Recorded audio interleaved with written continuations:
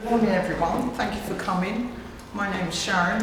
I'm a community link worker working for Fulfilling Lives, working with multi-disadvantaged people across Lambeth, Lewisham and Suffolk.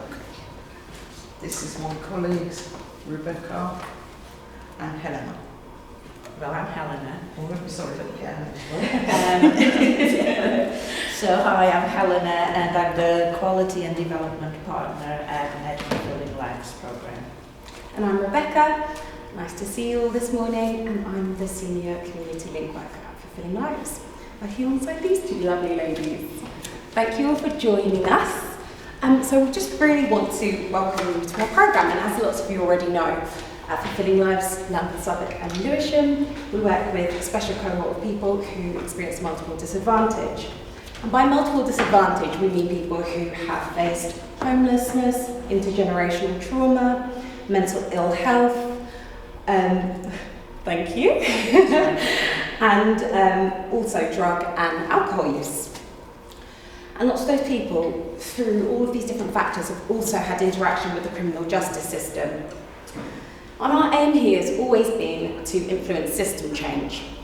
And we do that through a number of ways, impacting the way that people are supported through policy and practice, working together as equals towards a shared goal, and also testing and learning. Our workshop today will be an opportunity for you all to consider our learnings in a bit more detail, and in this session we'll also go a bit further into what person-led approaches actually are and what we mean by that. So, we'll be explaining what it is, how you can do it, and we hope that you will leave this workshop today understanding it a little bit better and having a few tools that you can use to effect change within your systems. So, I think my slides have just rapidly gone through, but we did have the aims up on the screen. I hope you guys got to have a little look at them.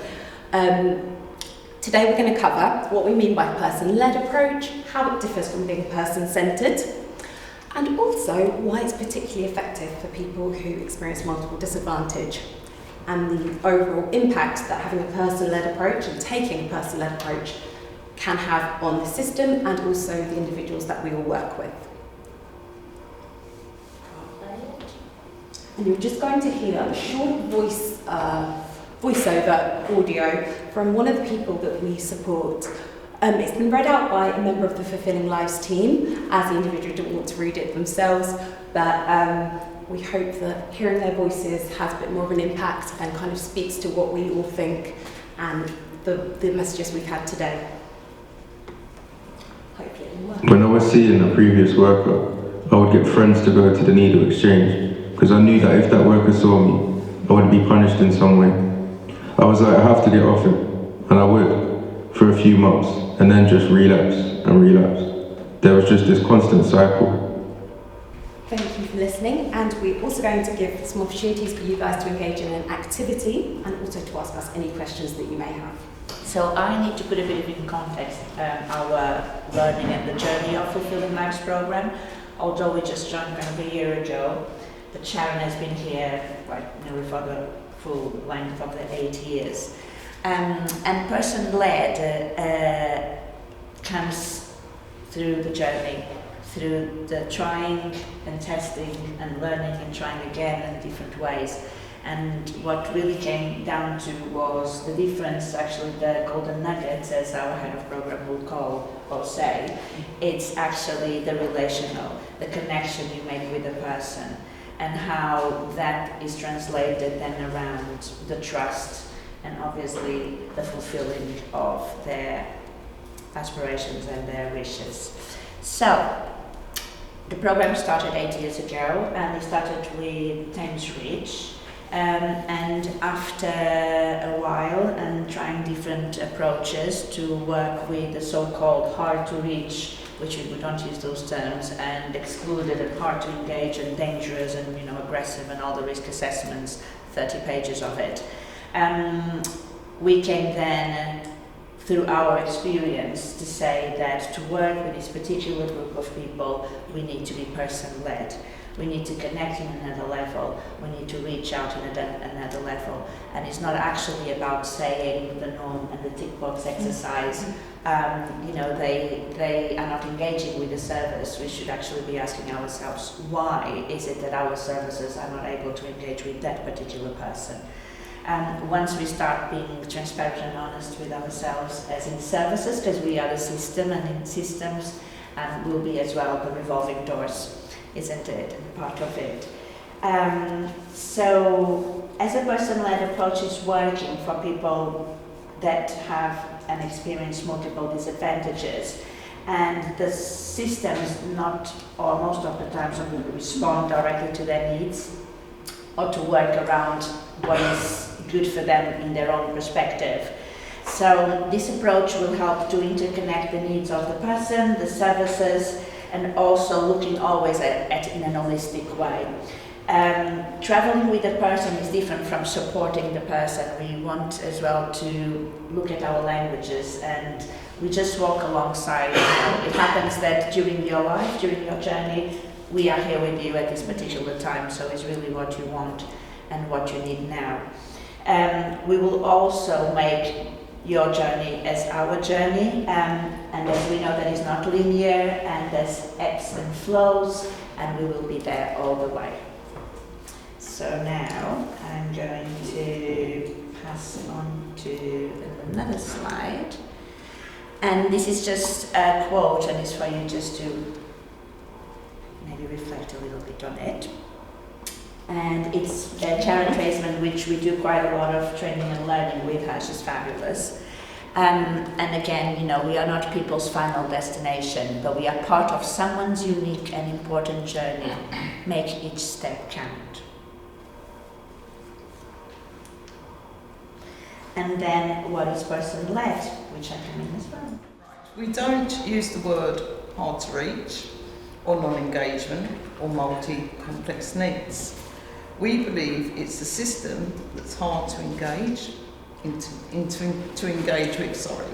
From our findings, the lack of building supportive relationships prevents engagements.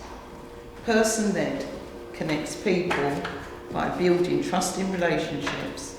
It looks at the finer details which are usually overlooked when working with people we support. From our experience, people with multi-disadvantage are often misunderstood and quite often excluded from mainstream services. They do not always receive the support they want or need. This leads on to non-engagement and escalates crises. That's me done. I will just flow through the whole presentation anyway, and you will be bored to death.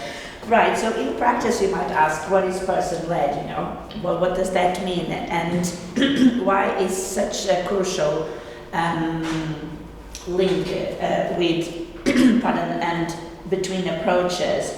And depending on each person, each individual situation, needs, ability, they are able at a stage to decide and influence their own support, their own journey. So this is what ultimately means to be person-led, is us giving all the reins, the power to the individual, and they are the ones deciding, yes, I want to go here, I want to go there, and actually can I have options of the people I'm seeing, of the referrals that, that might walk through the system really. So person-led works as well, again, particularly with people experience multiple disadvantage. It doesn't apply to everybody, and obviously we know the constraints into different services and how free you are really to be person-led. Now, with our experience and our learning, this is the way, and yes, and we have obviously the results with the people we worked. So we also go into the differences of person-led and person-centered, because we are not saying that person-centered is not the way. We are just saying that person-led needs to be a complement to the person-centered when you're working with people facing multiple disadvantages. So the wishes of the people, again, is what is important. What they want to do, what they want to change, what they want actually to pursue. Also including their decisions and having the voice around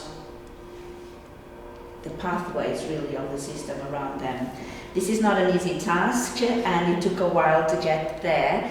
And actually, it's not only difficult to change the system, but to change the people that are used to be in it, because to give someone the choice and the power is quite daunting, and it can be quite risky and scary. Suddenly, I'm the one deciding what's happening with my life. So onto this, I flow into the workforce. And goes back as well, being person-led is not just about the people we support, the end result. It goes through the whole kind of hamster wheel and the workforce well-being. We need to consider that our staff is well-informed, has meaningful training, small workload, case workload in terms of having the time to spend with people, and also knowing that they have the backup of clinical supervision, case management, reflective practice, where you can actually bring the secondary trauma that you carry through working and listening to people that experience multiple disadvantage.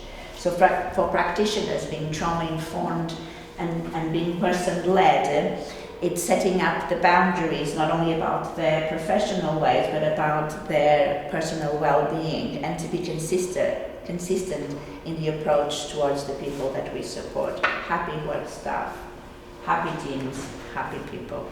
So everybody's definitely familiar with person-centred, and we've just highlighted a few key things that we think happen when you work the person-centred way, and a few key points that can happen to kind of contrast how you can do that in a person-led way.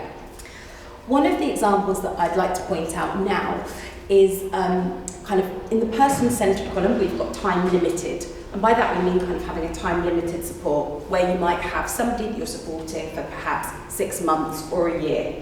And everything that you do with that person and that they want to achieve, you kind of have to have done in that time frame. We're all familiar with that. But kind of on the flip side of it, with the person-led approach, we used kind of open-ended support. We really had the privilege of doing that. As you know, Fulfilling Lives was quite a long and lengthy program, 8 years that we were able to work with the same individuals for as long as they needed and wanted to work with us. So we were really able to kind of tap into those aspirations and the different goals and things that they wanted to achieve. As you can see, with person-centred, it actually mentions about labels and provide access to services and pathways, where person-led is supporting the person and they decide, make the decisions what they want to do. So we're just supporting them for them to become independent and think for themselves. So difference as well between being person-centred and person-led is around conditional engagement. And what we refer by conditional engagement is we are the ones, the services, the professionals that define engagement. So if you miss your third appointment, that's out. That's it, you're out. You're out of the waiting list. We cannot give you support because you did not engage. Now with person-led, we don't have limit in our engagement. You miss the third appointment, I'll come back the fourth time. Maybe you'd rather for me to meet you at the coffee shop. Maybe it's best to meet you in the afternoon. You tell me. So we will be there again. And next week we'll come back even if you don't show up. So we don't give up.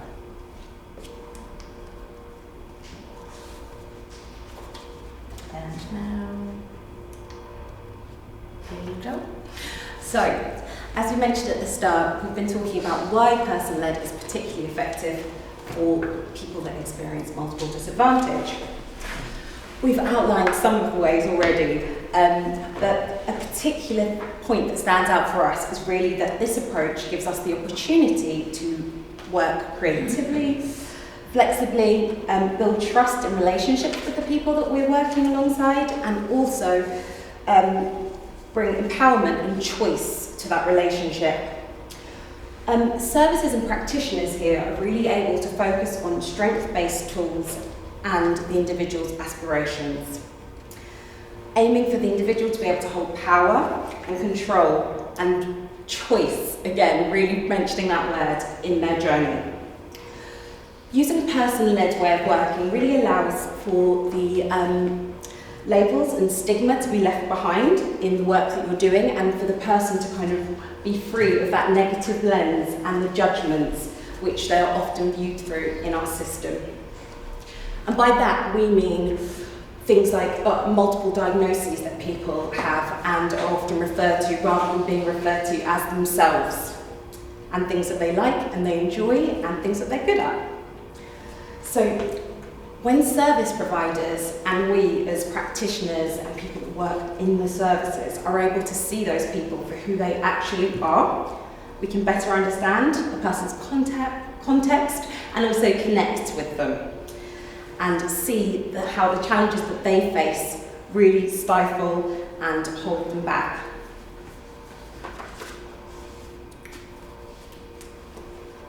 Thank you. So, on this note as well, and before moving to the next slide, as we will, is just to reinforce again and to say that our motto and our learning came to be, no person is hard to reach, but systems can be hard to access.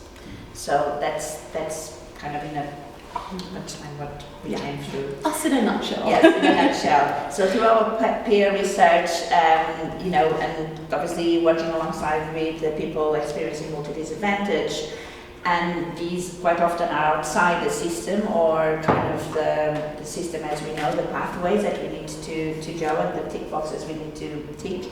But by using person-led, we were able to challenge the system and actually the journey that the person was embracing and taking on. Now I pass on to you. Okay. Right. I'd like to follow on from Helena, if you'd like to kind of reflect on that for a bit. That kind of gets you know the people we are working with. Was there? Just pulling up the Yes, audio. yes, It's our slight technical problem, but it will come. Audios. So we will hear an audio about this difference of person-led and person-centered and the nuances of it. It often becomes rigid and loses flexibility because it has its fixed destination. They already have their set parameters. It's supposed to be an adventure. Through our practice and research, we recognise that practitioners, services and commissioners need to be aware people experience multi-disadvantage have encountered both past and present trauma. Another example, people engaging with services informed me during their assessments and on many occasions they had to repeat the story of trauma, despite previously giving this information to professionals before, which led on to re-traumatising the person. Barriers are broken down and labels are removed when you build relationships, becoming fully aware of the person's history. This allows the person to be seen as a person, not just a label. People facing multiple disadvantage, often stated being isolated. Person-led encourages people to engage with their community and connect, meeting new people through breakfast clubs, day trips, becoming part of the community, neighbourhood groups, parenting groups and other interests, leading on to volunteering when the time is right for that person. A person we were supporting, her name was Bella. She had to travel 562 miles out of London to receive her treatment. She expressed feeling overwhelmed, having to make this journey alone. Working in person-led, we were able to listen to Bella's concerns. She didn't want to travel alone. Bella opened up to us and asked if we could make this journey with her, which we agreed to do. And there have been times when I felt really part of my treatment, and then there have been other times when in other experience I have felt that decisions were being made for me that I didn't necessarily agree with, but felt out of control to be able to do anything at the time, being a bit of a mixed bag. So So here again, we are just outlining how person-led approaches can have a really positive impact on people we're working with. As I've said, it can allow them to explore their aspirations, freedoms, choice, control, and strengths. And you're able to do that with them just in the sessions and the small interactions that you have with each person. Reframing some of our assessments and our questions to them and kind of allowing that person to lead and take a bit more of the control within that relationship. We recognised really at Fulfilling Lives quite early that there was a power imbalance between the practitioners and the staff and the people that we were supporting. So we really try as much as we can to address that and kind of be really open and honest and put that out on the table. Letting people know that if there's anything that we are doing or saying that they're uncomfortable with, that they can let us know. They don't have to answer any questions that feel quite intrusive. And also doing small things like starting maybe a first interaction, a meeting with somebody, by just asking them about themselves and what they like to do, rather than kind of jumping into, we know that you're going through this and that, and talking about really in-depth and traumatic things. So we think it's really important to kind of connect on that more human aspect and to build that relationship up and take our time, doing it slowly as we would with anyone else. What is the positive impact of person-led approach on the system? Person-led approach can be beneficial for services, give space that people make their own decisions, increased engagements with the people using the services. I'd like to follow on with that. With using a person-led approach is beneficial when working with multiple disadvantaged people. Practitioners and services need to show empathy, understanding, and be patient. And I mean be patient. Looking at the whole person and try to gain a better understanding of the challenges they have experienced dealing in their past with services, because this comes up many times when you're working with people, how services have interacted with them, and it's kind of like that's the last memory they've left with that person. So when they go to a service, they sometimes become very aggressive or very rude. It's not intentionally, it's just like the last part of working with someone that's left that in their mind. So anyway, that's what I said, it's the journey. The journey's before they meet with you. That's the last journey, and unfortunately you are the brunt of the last person. So it's important to give the person space and listen and really hear what they're saying so they can make decisions. I think people get very upset because they feel like services are putting their thoughts onto them and they have to do what services are asking them to do. So that kind of makes us feel a bit hostile with the services. And it's just really building that relationship, making up conversation between two people, what's not working. And also the people that we work with have also got a lot of trauma, which has impacted their lives over many years, and some of it is not even, you don't even see it, it's unseen until you get to know that person, and you'll get snippets, and you think, oh, so that happened to you. You may not voice it, but you hear it, and that's why you get to build that relationship, knowing there's more behind that person than just having an angry outburst. So building relationships increases engagement, people uses services with fewer absences and periods with no contact with people. This is what we've learned by working with people. And we also feel that it's led on to better outcomes on both sides. So, and I think we've got a recording. Once I finish with services, it doesn't necessarily seem that straightforward to be able to reconnect if I feel like I need further support. It's not as straightforward or as simple as you would imagine, and it's kind of like the only time I could reconnect with a service is if I end up really ill again. What can we think about it together as a whole, as a system, as professionals? It's what can we bring? Also, what will the impact be on a person-led approach if you are to use it? And how can services change to be more person-led? So this is what we would like for you to think about for a little moment. And following this, we have our activity. So, we have some life stories that we're going to pass around, and just within the people on your tables, you can have a little bit of a look and see how you think, if you were to work in a person-led way, how you would help this individual and walk alongside them. You can also discuss maybe some of the difficulties in working in this way, what those could possibly be, and how that would impact them, how that would impact yourselves and the service that you work within. So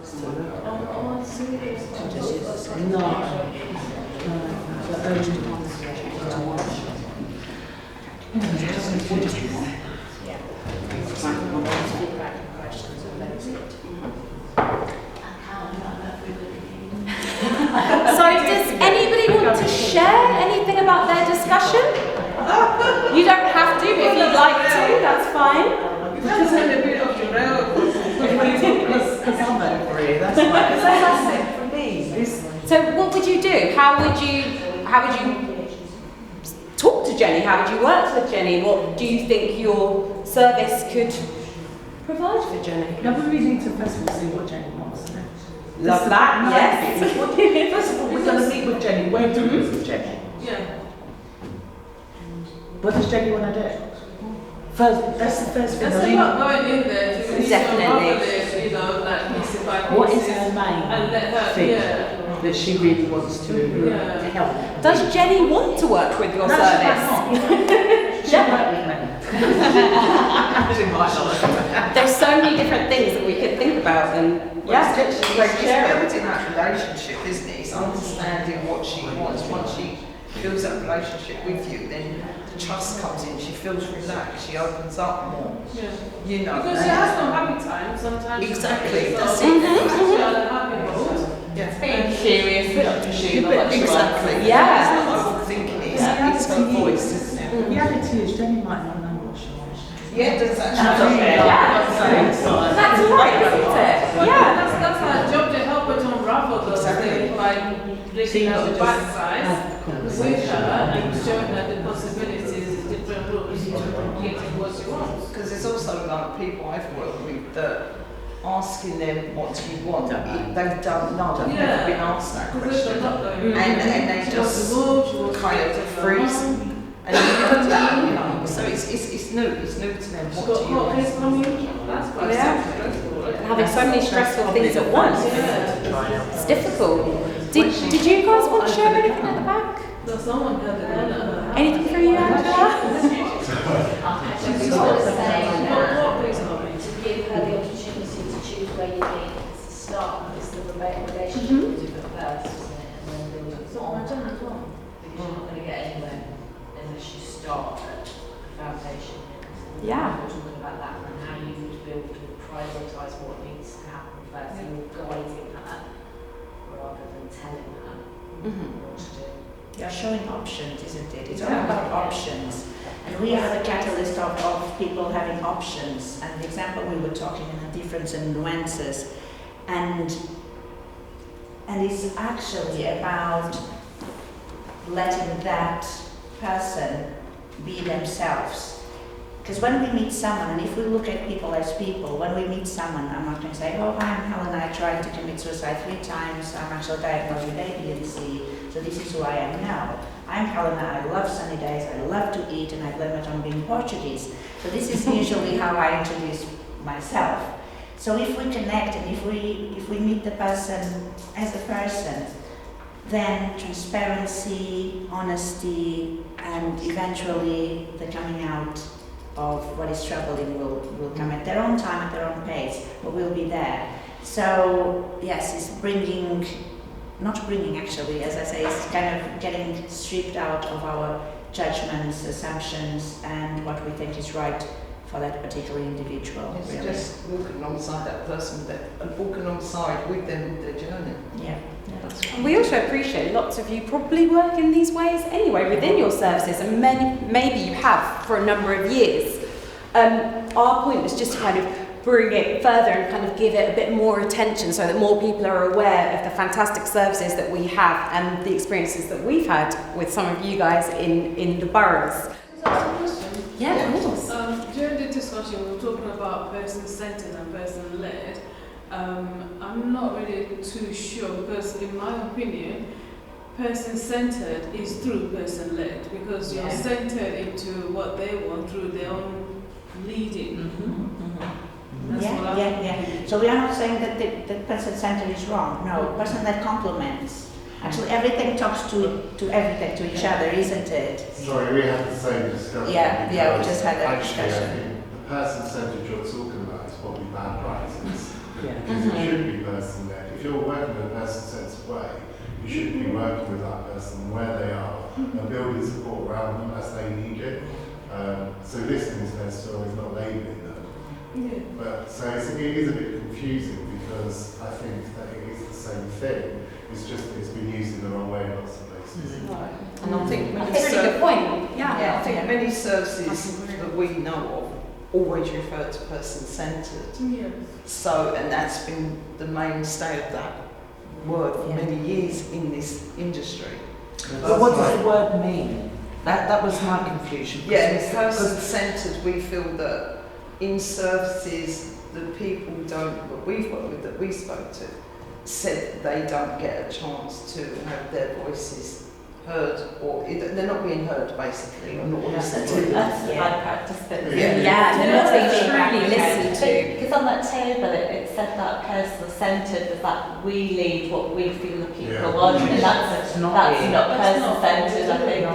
I think person-led is probably different because you've had the scope to work people more open-endedly. A lot of the services person-centred and transitioning them as well, which is a big part of the person. Transitioning people through. And a lot of this stuff, things that we as practitioners don't have control over because it's coming from commissioner levels. But that's for us to challenge. And that's for our managers to be braver and act as disruptors.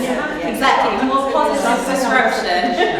I was a commissioner. I was a commissioner, and I resigned. That's it, you had pressure on you. I just resigned because at the end of the day, it's not working as it should be. We're all here, and you're joking. That's why we're all here. You're correct. That's, to me, it's kind of not rocket science. That's exactly.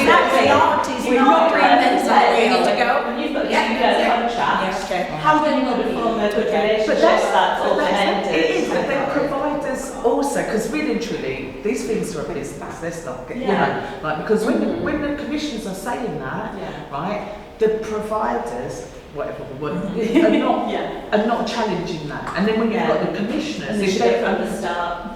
So I'm not competing against you. So we've just got the point at the back. Go for it. The whole commissioning side of things. Yes. In terms of from what I've heard so far, a person-led approach to commissioning would be starting with engagement before you develop a connection.